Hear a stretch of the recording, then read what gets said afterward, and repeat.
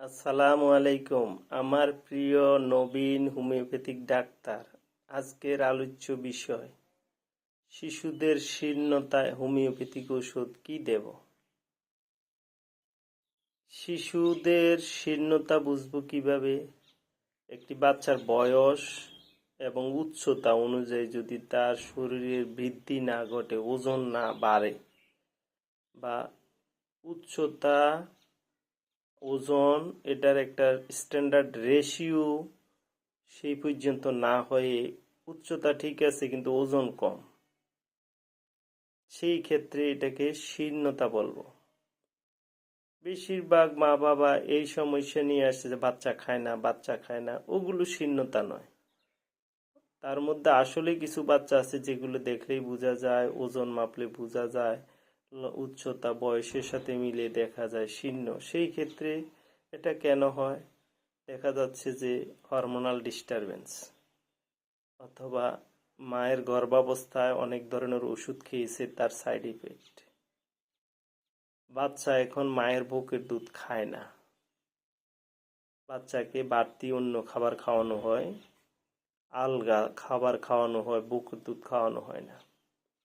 অথবা বাচ্চা দরিদ্র, মায়ের বুকের দুধ পায় না। বাচ্চার গ্রোথের জন্য যে সকল পুষ্টিকর উপাদান দরকার সেগুলো দুধও পায় না, সেগুলো পায় না, বাচ্চা এইভাবে শুকাতে থাকে। ম্যালনিউট্রিশন, বাচ্চা বড় হয়েছে, দুধ ছাড়া বাড়তি খাবার খাবে, সেই খাবারগুলো তার সহ্য হয় না, হজম হয় না।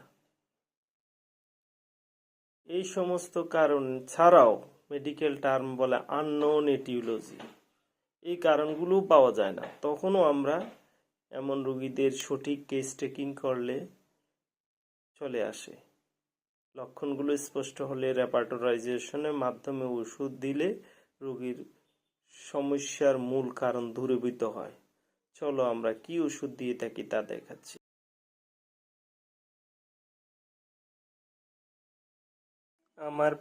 আমার প্রিয় নতুন হোমিওপ্যাথিক ডাক্তার ভাই, দেখো এই যে 1358 পৃষ্ঠায় জেনারেলিটিজ অধ্যায়ে ইমাসিয়েশন রুব্রিক শীর্ণতা, সাব রুব্রিক হবে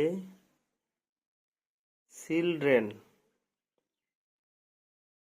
এই যে ম্যারাসমাস হয়ে পাওয়া শিশুদের বেলায়। এটা ওষুধগুলো ফার্স্ট গেটে arsenic iod, arsenic album, calcarea phos, calcarea carb, iodinum, natrum mur সাইলেশিয়া।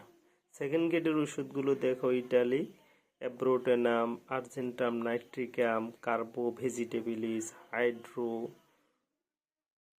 Creosote, lycopodium, mag carb, nux moschata, nux vomica, opium, phosphorus, plumbum, psorinum, pulsatilla, sepia, sulphur.